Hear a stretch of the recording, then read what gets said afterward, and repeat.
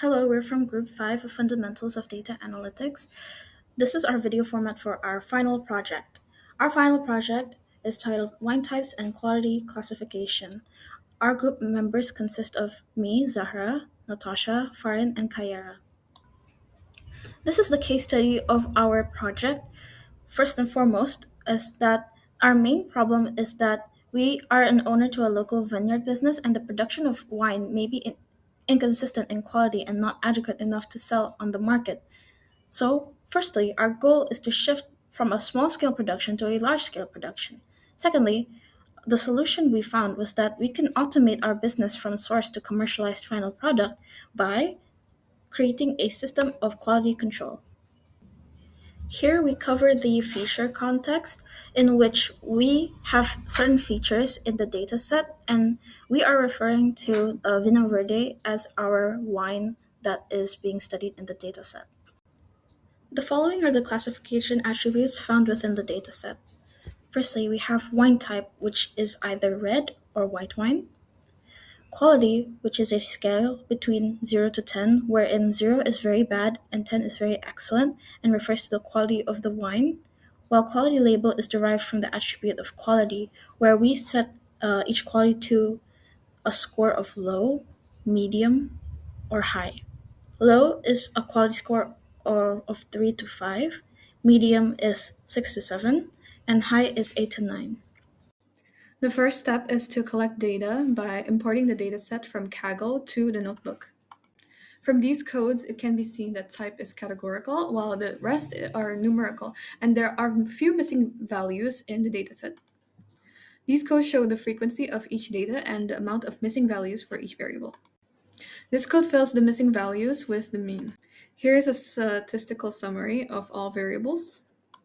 The univariate analysis shows that 75% of the dataset is white wine and 25% is red wine. This code analyzes numerical columns. The alcohol content varies, with most having an alcohol percentage of 9 to 12%. This is the bivariate analysis, and here are some examples of positive, negative, and weak linear relationships between the variables. Looking at our bivariate analysis, our pair plot reveals that white wines have significantly higher residual sugar and sulfur dioxide compared to red variables. What we do next is we check for correlations based on wine quality labels. We see that high quality ratings feature lower volatile acids and lower sulfate levels than mid-tier wines.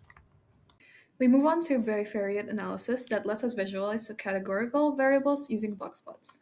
This shows the correlation matrix for the numerical variables. Next, we show the Pearson correlation coefficient and p-value for each variable versus the quality variable. The ANOVA results for the numerical and categorical variables shown here. Next is the pivot table for us to filter out desired data for better analysis.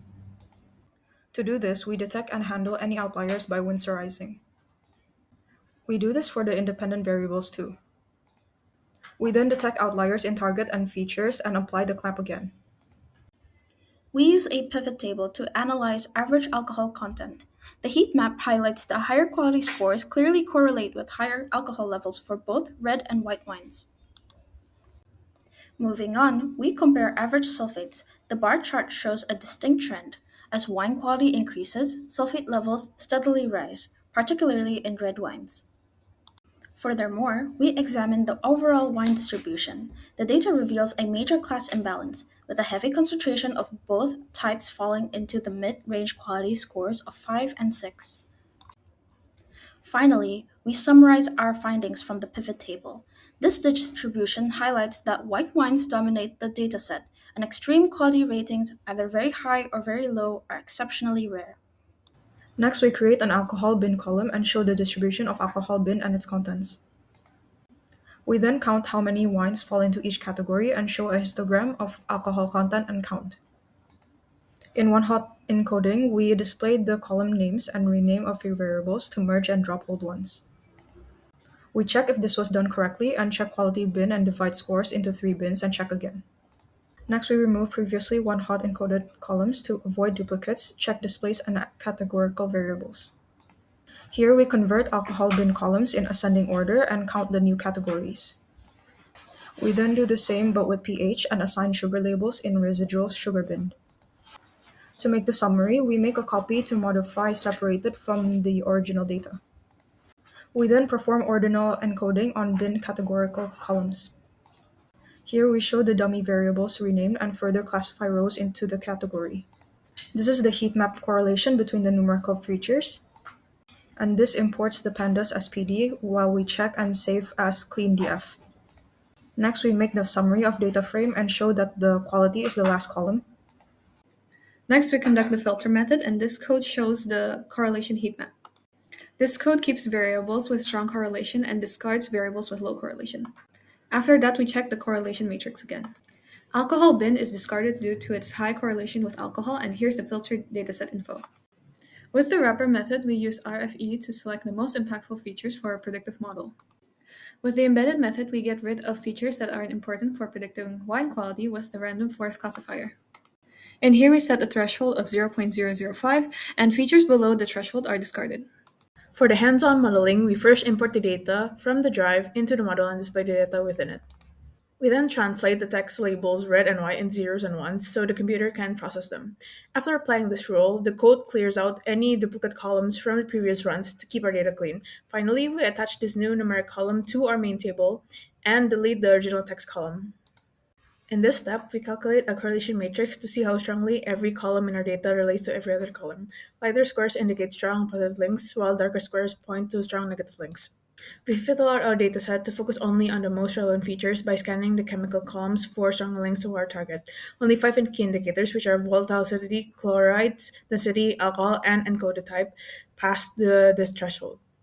Then we run the same correlation test as before, but this time we apply it exclusively to our new filter dataset. We plot a brand new updated heat map to visually display this much cleaner grid.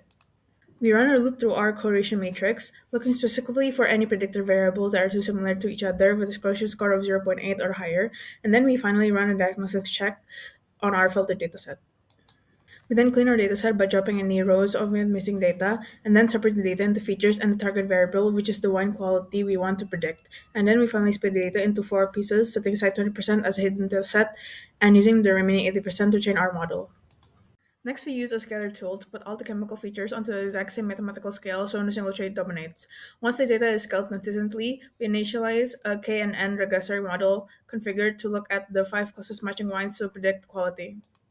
Next, we use our trained model to predict the wine quality on the hidden test set. We check the R-squared score to see how much variance the model explains, the mean absolute difference to see how far off the R guesses are on average.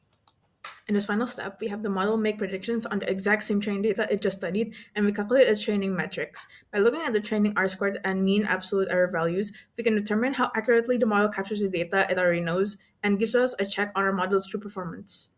Next, we use GrisRCV to find the absolute best settings for our KNN model. It runs and trial error processes across 16 different combinations of settings. To ensure our results are reliable, it uses 5-fold cross-validation to split its test and data multiple times. We test our optimized SUR model on hidden data to see how it handles brand new information. The R-squared score tells us how much variance the model explains, while the mean absolute error shows us how close our guesses are to the real wine score on average. Finally, we check the overall error metrics to ensure our predictors are accurate and reliable. We then use an automated grid search pipeline to find the best configuration for our decision tree regressor. The algorithm evaluates and ranks these models based on their R-squared score performance, and then initiates the actual training loop to build the single best performing tree structure for data. Finally, we evaluate our optimized decision tree model against completely unseen test data to see how well it generalizes. The results show an R-squared score of 0.264, and our MAE lands at exactly 0.57. Finally, the RMSE confirms that our structural tuning successfully destroyed the tree. In this next section of our presentation, we tackle this project with Power BI as we tackle wine and quality classification using the CRISP-DM data analytics framework. Here, as we see from our executive summary, we achieved 99.6% accuracy for type prediction and 88% accuracy for quality using random forest model.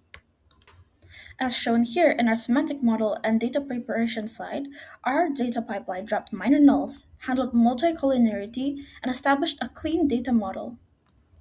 Seeing from the charts in this slide, white wines dominate at 75%, and we also observe a clear 3-to-1 sulfur dioxide gap between types. Through feature importance and chemical correlations, alcohol is the single strongest positive predictor of quality, while volatile acidity has strong negative correlation. We infer descriptive statistics, as our previous ANOVA testing confirms that mean differences in alcohol, volatile acidity, and chlorides across tiers are statistically significant. Our group has structured together access roles for executives, winemakers, and auditors using the Power BI service. Finally, we have our leadership Q&A, which provides pre-configured answers validating our model as a robust decision support tool for procurement and blending. Reviewing through our conclusions, ensemble methods achieved 88.3% quality accuracy. The next steps include using SMOTE to handle class imbalance. And with that, this marks the end of our presentation. You can scan the QR code for our references. This is Group 5 of Fundamentals of Data Analytics here in Universitas Indonesia. Thank you for your attention.